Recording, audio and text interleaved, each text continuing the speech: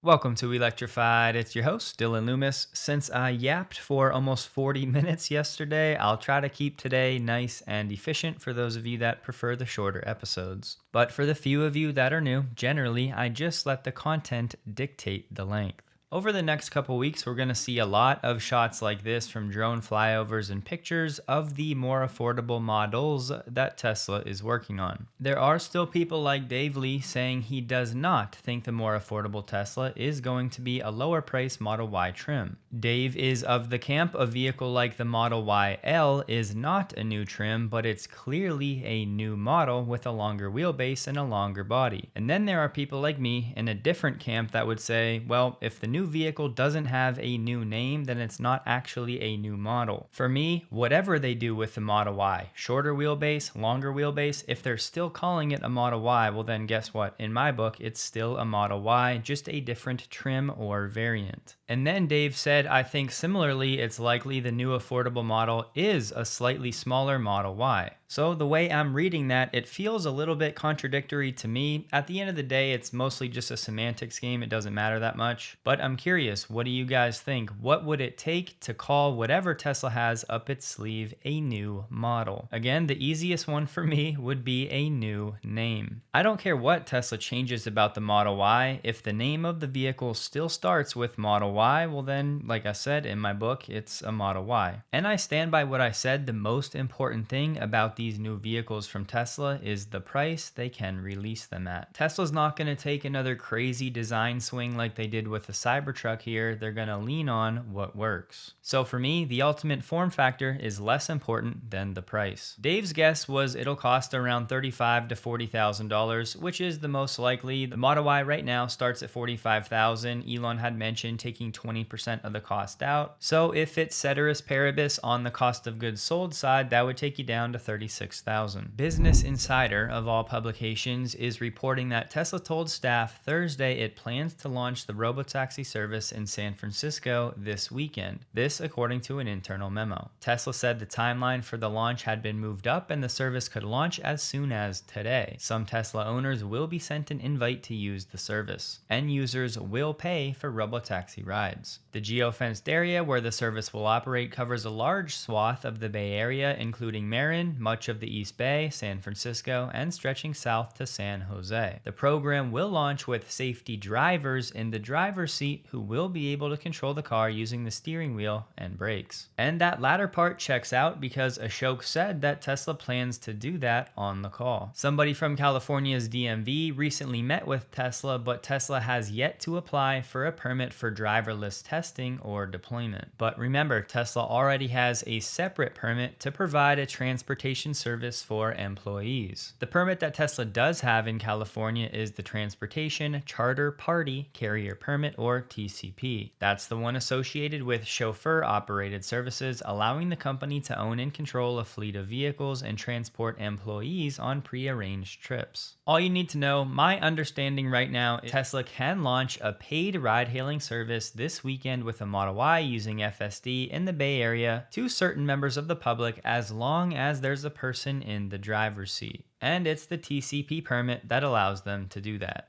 But the report was from Business Insider, so we'll see over the weekend if this actually happens and if invites really go out. And don't forget, Tesla's been operating that pilot Robotaxi program with its employees in the Bay Area now dating back to 2024, so they should have that area down to a T. And the safety driver in the driver's seat will only be there because of regulations, not because Tesla couldn't launch one just like they have in Austin right now. It's a regulatory bottleneck for Tesla in the Bay Area. A PSA, if you want Tesla to invest in XAI, I'd encourage you to follow Alexander Mers. I'll have her account linked below. She's heading up the charge for retail investors to submit letters to Tesla. As of today, she's still looking for more retail shareholders to send shareholder proposals to Tesla. When it comes to the vote for Tesla investing in XAI, the official Tesla account said, "Thanks for your engagement in this shareholder proposal process. We've received a number of shareholder proposals on XAI. FYI, consistent with SEC rules, our proxy statement would include one properly submitted proposal on each topic, and we would invite the shareholder who made the first proper submission on the topic to attend our shareholder meeting in person. If you're interested in more information about how to attend the meeting, please look out for our proxy. Or again, you can also follow Alexandra. She does a great job covering what's going on. Joe Tetmeyer had a great idea for Tesla's Robotaxi Expansion shape in Austin, which was the shape of the Cybertruck.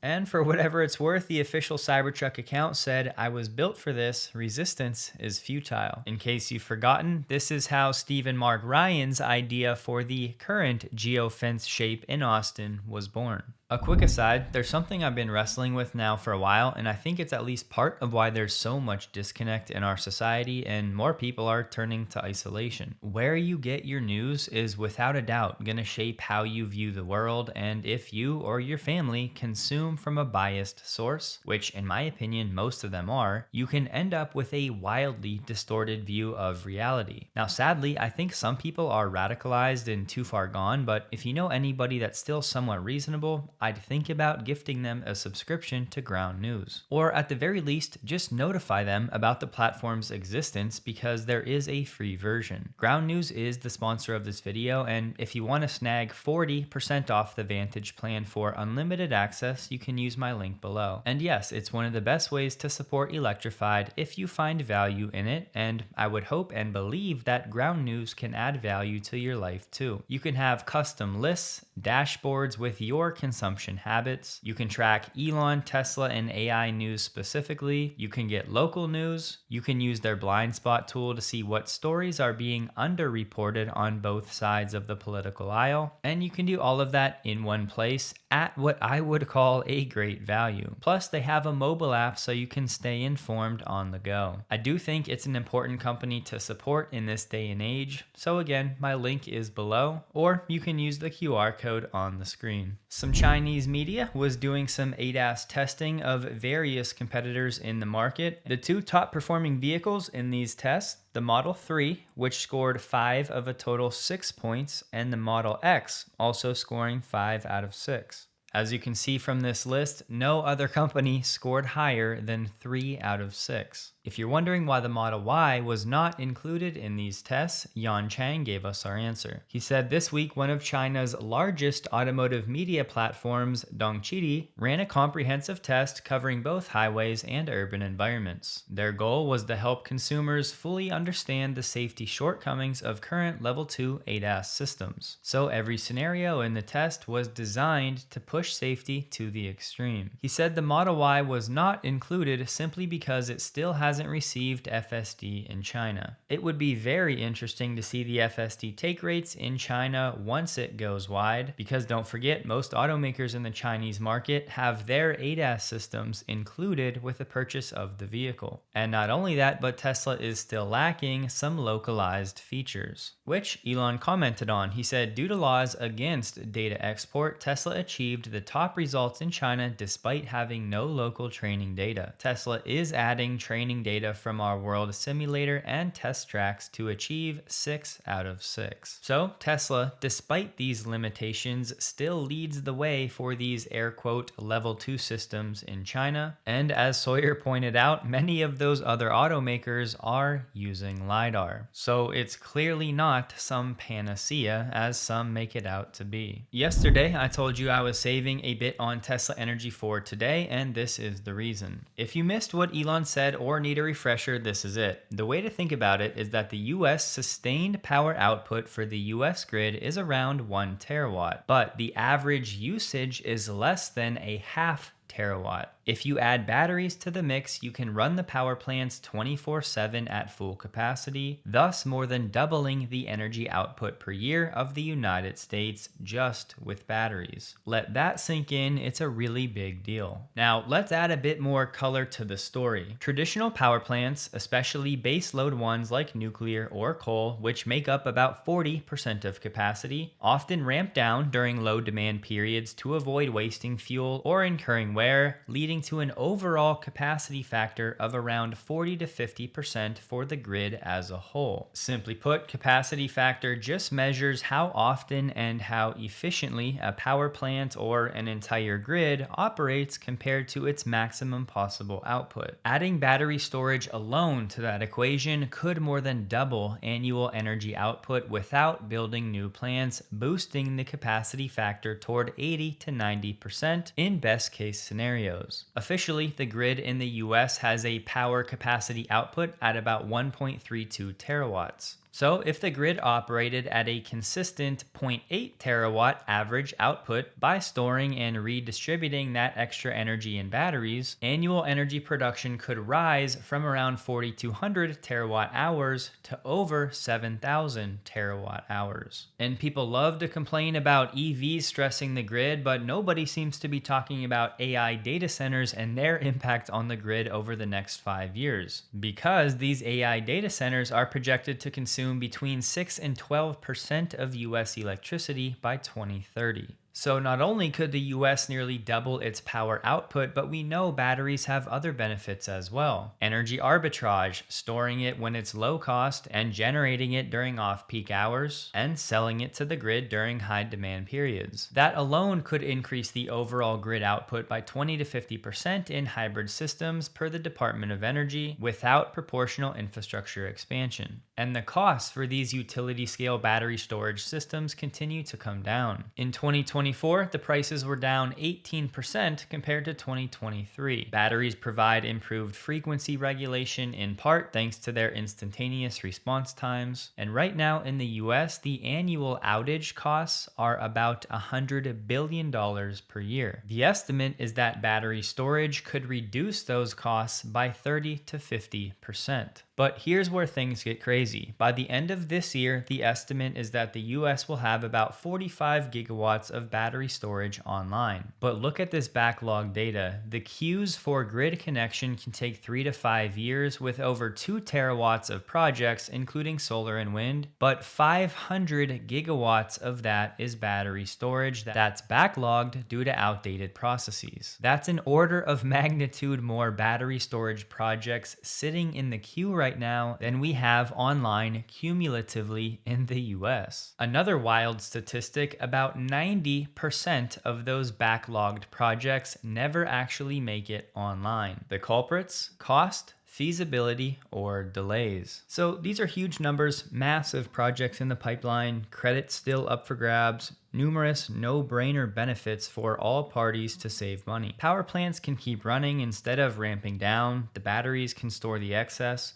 those companies then discharge the power later when it's needed at higher prices. And this would create a more stable, flat demand profile for power plants, making them way more efficient. Tesla's current annual capacity at Lathrop for Megapack is only 40 gigawatt hours. And yes, Shanghai is ramping up and another Megafactory near Houston is under construction. But Tesla's energy gross margins were over 30% in Q2, and there really is no end in sight for these massive backlogs of energy storage. The demand is going to be there thanks to these AI data centers coming online at a ridiculous pace. And we talked about how xAI is already buying megapacks from Tesla, and eventually Tesla will have 3 to 5 megapack factories running at full capacity around the world. That'll take them to 200 gigawatt hours of annual capacity to deploy globally. Right now, with one megapack factory running at scale, Tesla Energy made $846 million in profit this quarter. Now, yes, that includes the Powerwall, but multiply that by 5 and just back of the napkin math, in a few years, Tesla Energy should be generating somewhere around $5 billion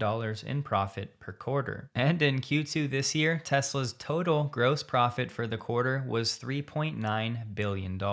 So if for whatever reason you're not buying into the Robotaxi, you're not buying into Optimus, don't forget Tesla Energy is doing incredibly well with a very steady and a pretty sure demand profile for the next few years. So, over the next few years, Tesla Energy should be a material contributor to Tesla's profitability. MetGod in the Wilderness did a drone flyover of Fremont and showed us Watt EV and their wrap on the Tesla Semi, which is certainly one of the cooler ones I've seen to date. And speaking of profitability, once the Tesla Semi gets beyond initial production, maybe toward the second half of 2026, things could get interesting there as well. This one is only in Texas, but for customers in the area, Tesla Electric has partnered with Sunrun and its Flex program. It's exactly what you're thinking: backup power using Powerwalls, and a retail electric plan from Tesla Electric. Sunrun's Flex program is basically their solar and storage subscription service, which is now going to be paired with a Tesla Electric retail plan. The program will use Powerwall batteries, so customers can participate in Tesla's virtual power plant program. There are plenty of other benefits of this program too. People can have predictable monthly payments, they can roll over credits if they're under their usage, and as you would expect from Tesla, there's automated optimization of solar production, battery storage, and how that all interacts with the grid. So I'd say it's a nice little initiative for just a car company. Officials from the governor's office in Nevada, as well as the Nevada DMV, have been in discussions with Tesla as of last week about Tesla launching its Robotaxi service. But officially, no steps have been taken beyond communication. All we know, Tesla still needs to complete an application for the DMV so it can issue the necessary certificates and license plates for every vehicle. And to operate a Robotaxi, Tesla will also need an autonomous vehicle networking company certification. Based on my research, the total timeline from when Tesla applies and works with the DMV to when they get the necessary permit could be between 1 to 3 months. It's certainly not a guarantee, nothing with regulators is, but there is a world where they could get approval and that permit sometime later this year. But as far as we know, as of today, Tesla has not yet started that process. They're just in the communication phase right now. Tesla is on the hiring push for autopilot vehicle operators, this one specifically in the Bay Area, and they'll also be hosting hiring events in the Bay Area over the next several weeks. Finally, Rivian is adding the North American charging standard to its Adventure network. The initiative started last week with the installation of NACS at their Joshua Tree charging outpost in California. That marked Rivian's first site to feature both CCS1 and NACS connectors. More importantly, this dual setup is expected to become the new norm across the Rivian Adventure Network locations. And yes, the Adventure Network is open to Teslas and other EVs. This is one of those videos you just need to watch. This is supervised FSD in Wiltshire, England, tackling the Swindon Magic Roundabout. It's impossible for me not to watch this and think of all of the drivers I know that would struggle dearly with this task. But as Ashok said, it just works.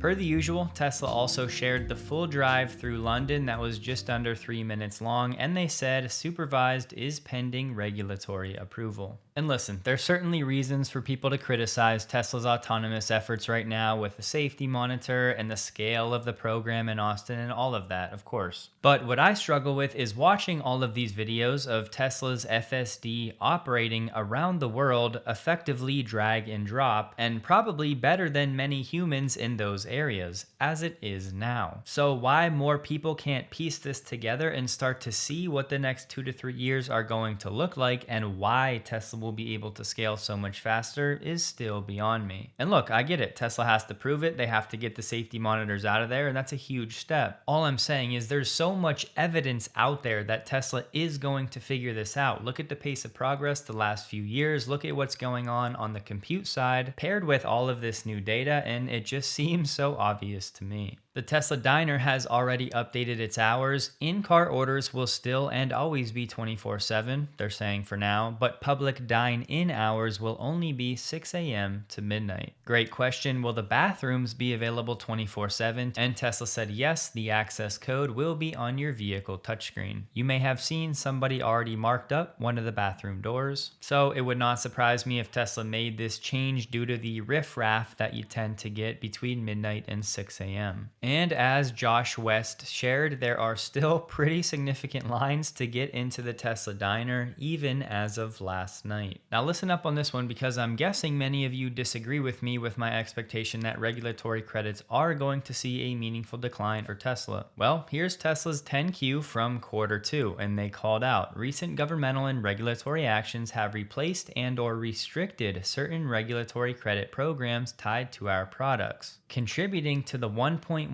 billion decrease in our remaining performance obligations as of June 30th this year, compared to the end of March this year. Additionally, changes in regulations on auto regulatory credits may significantly impact our remaining performance obligations and revenue to be recognized under these contracts. So what does this mean? Well, basically, Tesla's now not expecting to recognize $1.1 billion as future revenue. Put another way, this is an official reduction in contracted future revenue that is tied directly to regulatory credits. And this is precisely why I called out Alex Potter from Piper Sandler, because he didn't really give a good enough argument. And now we have Tesla officially saying they're expecting to make $1.1 billion less from regulatory credits, and that number could go down further. So let this be a lesson in general to always do your own research. Don't just listen to an analyst or even somebody like myself. I'm not going to go through all of these incentives, but if you're looking to buy a Tesla vehicle, now is a pretty ideal time to do so, as there are numerous incentives for all of their vehicles.